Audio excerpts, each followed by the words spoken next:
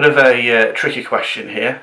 Flicking through the various forums online, talking to various people, you would think you to be the devil incarnate. Why is this? And what would you say to these people?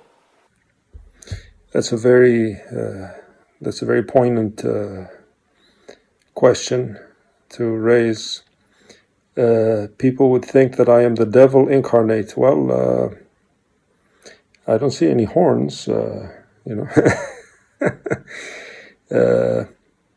Seriously speaking, this is a very broad topic that you have broached here, Josh, and it is one that means a lot to me personally, and it is one that I would like to touch upon, not in order to exonerate myself, because I could care less about that, but because it says something about our state intellectually and culturally in the present age that we live in. We have lost all sense of culture. We have lost all sense of breeding, of propriety, of manners, and we're just egos on speed, with a iPhone, and social media at our fingertips.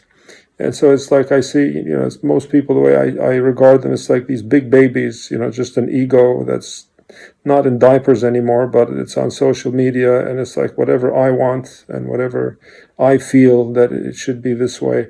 Whereas humanity, before the current age that we are unfortunately in now, they had culture, they had dialogue, they had cultural discourse, they had critical thinking. These are all things that are now taught at useless places such as universities, and the people that go there, like wow.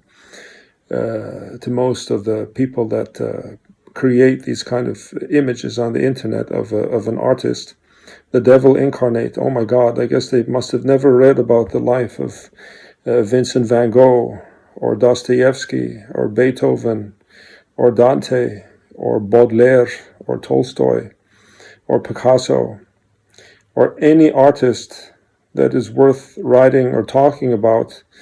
These are all very, very, very uncanny. These are very unique individuals. They are tempestuous temperaments.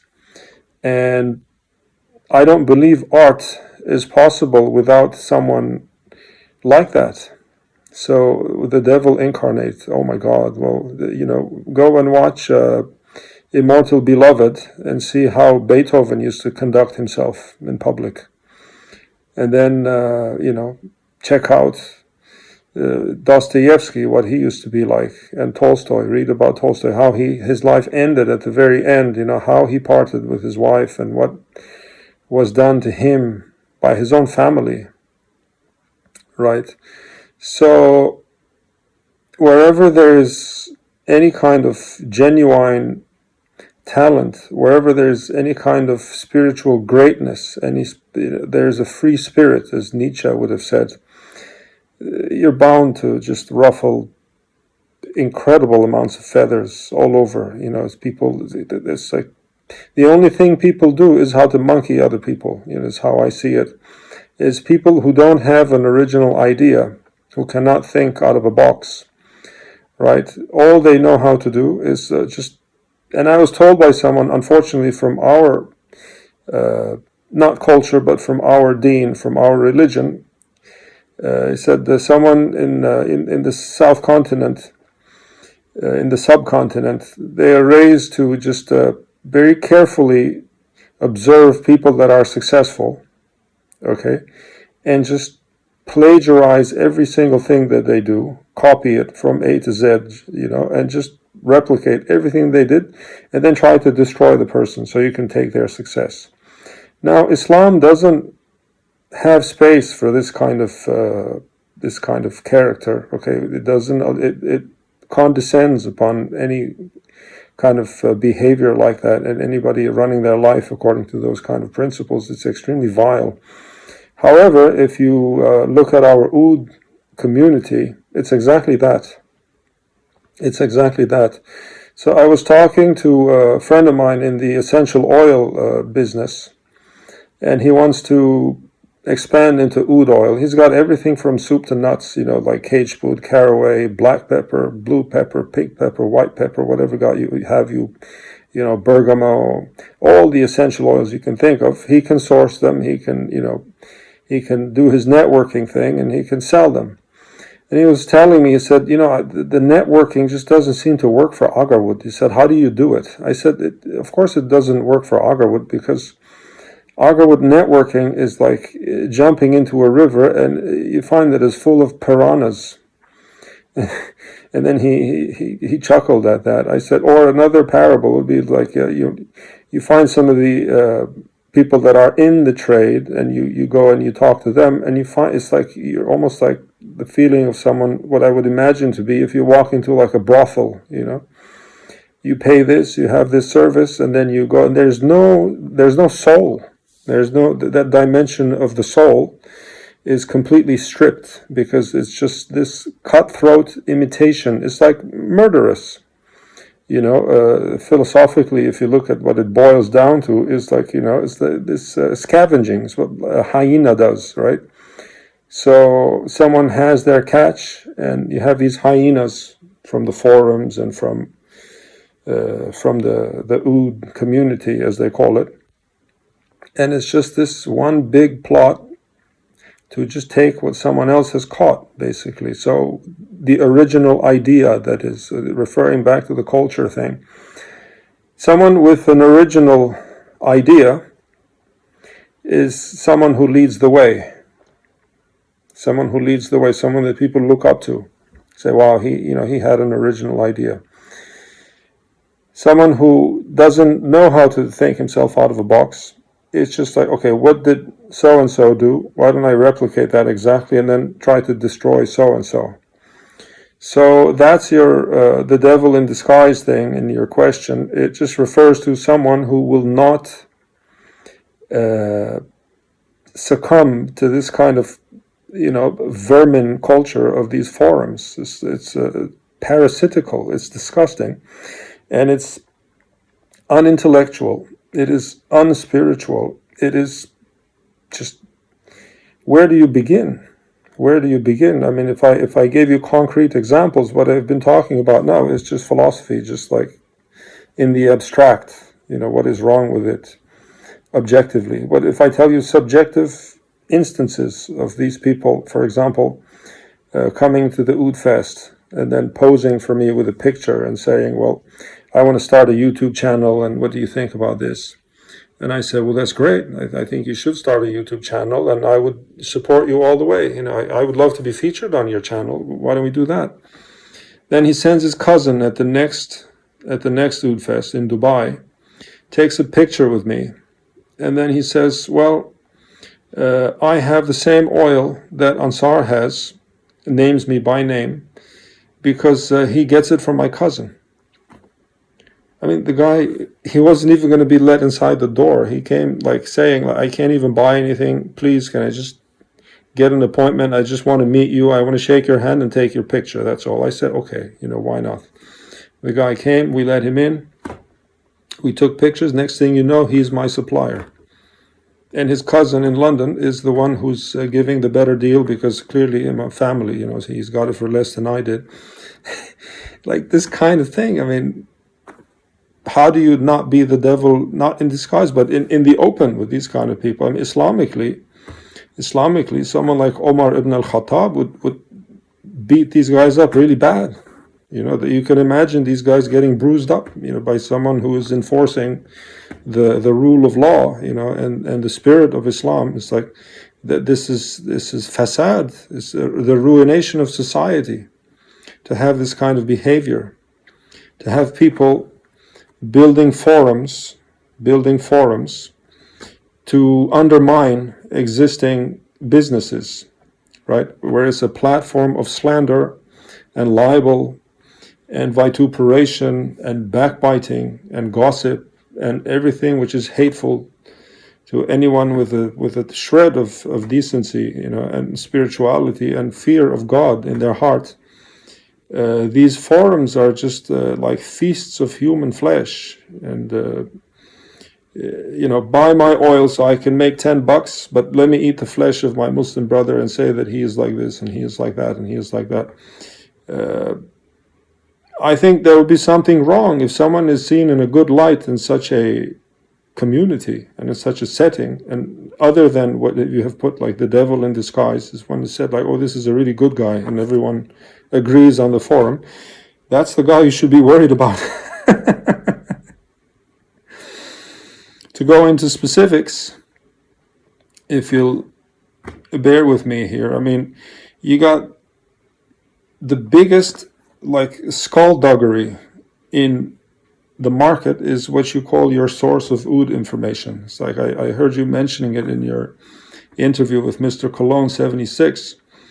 Everybody go and visit this forum, right? That forum was built on the premise that it would take down the existing market, Ensar Oud, Agar Ora, Feel Oud, and it would trash that market, and it would hand over the market to the founders of that forum and their professor, their academic, on the roster, who was one of their vendors, right?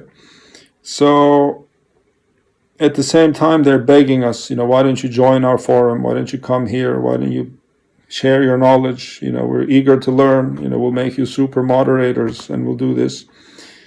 Yet the guy who founded the forum, to this day, owes my company upwards of $30,000 for merchandise which he is now selling elsewhere on the internet without mentioning where he got it, without mentioning the source.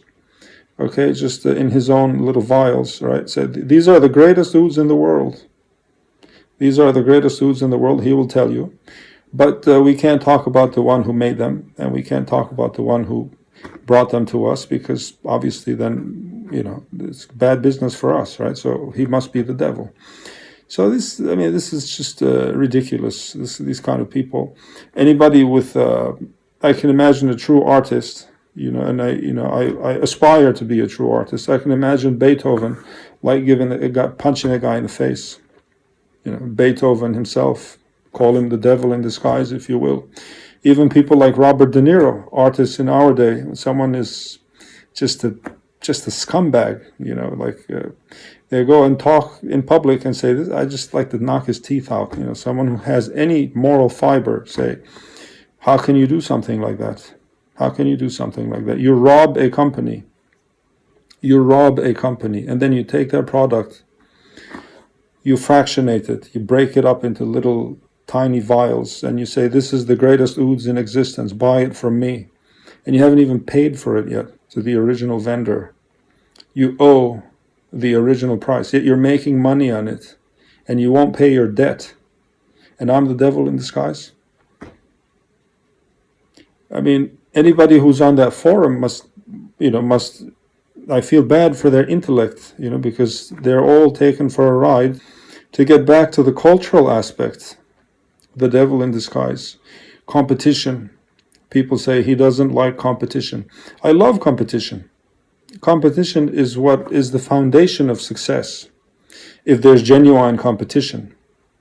If I come in with concept A, then you come in with concept B, and then we back it back and forth, we pass the ball and we come up with concept C, D, E, and so forth, and then we enrich the field of culture, enrich the particular art or fine art or olfactory art that we are engaged in.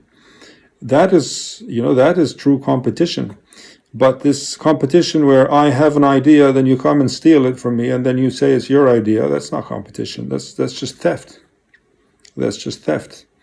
That doesn't fly in my day, and it didn't fly in the day of Victor Hugo, it didn't fly in the day of David Hume, it didn't fly in the day of Voltaire, John Locke. These people were mocked and ridiculed publicly for being, what they used to refer to back in, even in those days, as just bags of scum. Like in the literary journal, you would hear people being trashed. So I am a mean, person who is the devil in disguise. Let me tell you this. What about the poet laureate of the United Kingdom, or one of the greatest poets of the United Kingdom? He was a lord. His name is Lord Byron, writing verses such as, thou shalt believe in Milton, Dryden, Pope. Thou shalt not set up Wordsworth, Coleridge, Southey, because the first is crazed beyond all hope, the second drunk, the third so quaint and mouthy. Now he's talking about the then poet laureate of the United Kingdom, William Wordsworth, a great poet in anybody's book. Okay, and he's saying that Wordsworth is crazed beyond all hope, beyond all hope. This is in a poem. This is in Don Juan by Lord Byron, and he's saying that Coleridge is drunk, which he was, and he's saying that Southey, okay, another poet from that time, is just so quaint and mouthy. All right. So all I told you is that this idea that I presented was borrowed by a colleague of mine. Okay, this was my idea. I don't care if you want to sell your product, do so, but have your own idea behind it. Don't come and steal mine. This is something that happens, in history repeatedly, and you would expect me, as the greater man, to just let go of my own toil of labor and just let you have it. It doesn't work like that, because I'm not doing you any favors if I do that, because it would be condoning this culture of scavenging and bootlegging and plagiarism, which culturally, as a man of of education in the arts, I have been formed in my most formative years to hate at the very bottom of my soul, with my entire being. I have an intense hatred of mediocrity. People like Nietzsche, that I was raised in the midst of, with their books in my hands, Nietzsche, Schopenhauer. These people were very, very, very sharp and scathing in their criticism of anyone who was a plagiarist, anyone who was Schopenhauer calls his fellow philosopher, Hegel, who wrote the Phenomenology of the Soul. He says that Hegel is a humbug. I guess Wikipedia has that result. It's listening to what I'm saying. You see that my phone is trying to replace my brain for me. I don't need Wikipedia because I read my own books and I know what I'm talking about.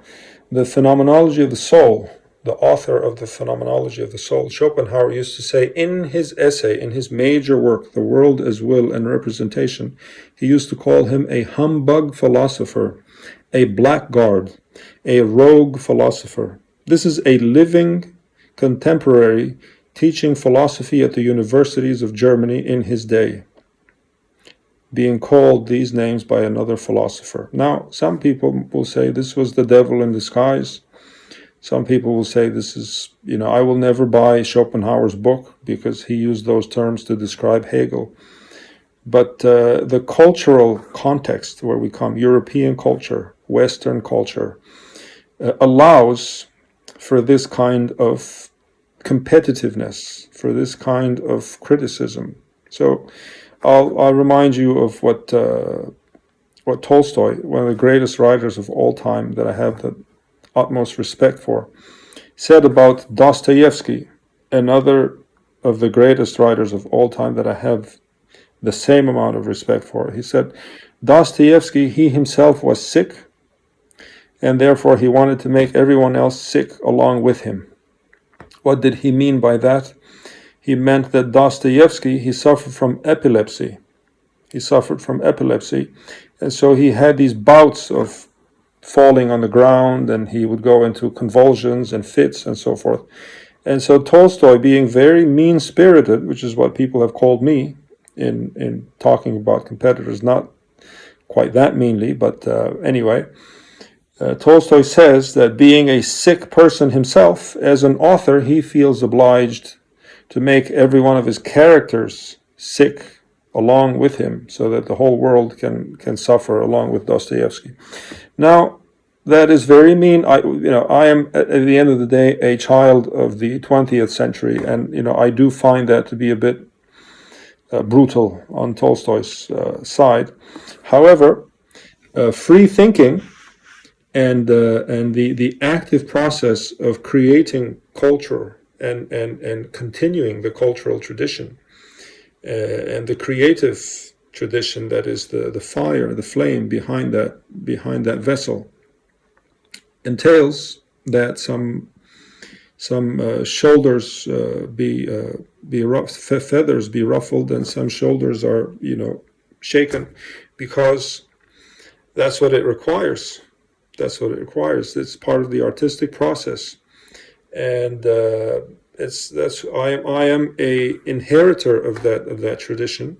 I'm an inheritor of that tradition, and so I am not here to come with my Facebook sentiments and my sensibilities of like this and all. This is so much like this, and I feel this.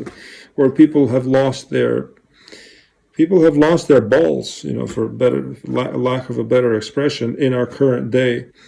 We can't say anything the way it's supposed to be said, because we need to be so politically correct, and we are judged by these voices on the forums, and who knows, whoever they are, these entities that make these calls on people.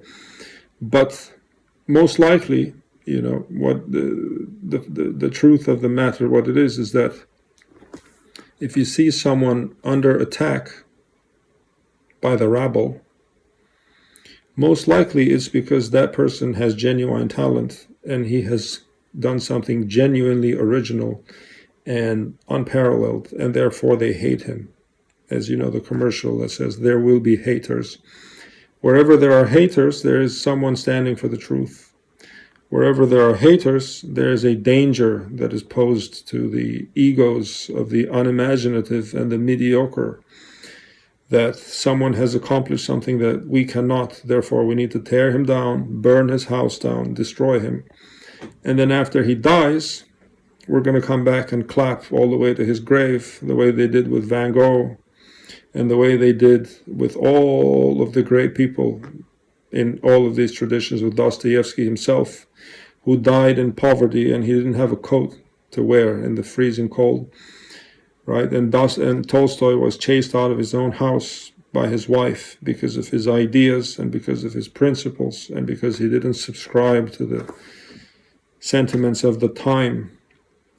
So this is a recurring theme. Beethoven died, old and rejected and deaf and completely alienated from even his own family, let alone society. What do we say now about Beethoven? There is not a single competition or countdown on New Year's Eve in New York, except that the Ninth Symphony is the greatest piece of music ever composed. What would we say to him if he came back from the dead? What would we say to Beethoven now if he came back from the dead, along with his character, along with the tempest and the fury and the storm that he had in his heart? Would we go back to saying, well, this is the devil in disguise? Or would we say, well, Maestro, we really have wronged you. Let me kiss your hand and let me hold your hand, and why don't you tell me something about that passion that you have in your heart, so that I can at least learn something from you, so that I can get something that can help me maybe find my own path without necessarily coming there and trying to ape everything that you've done in your life. And so that's how I see it. It's a cultural process. It's a process of creation. It's a process of innovation to be an artist. And you have to have people hate you. It's just how it is. It's in Western culture, it's always been this way. The sons of Facebook and Instagram, they don't realize this. They don't realize this because they've never read a book in their lives. And it's much better for them to flip through other people's news feeds and click like or dislike and express this jeering or cheering, boo or who kind of thing. which is fine for them. But when they come over here and they judge someone's life and their creative life and their artistic process, and they imply their own version of morality on top of that, and they make these calls, I couldn't be bothered. I mean, I couldn't give two hoots, about what what these people think. I couldn't give two hoots.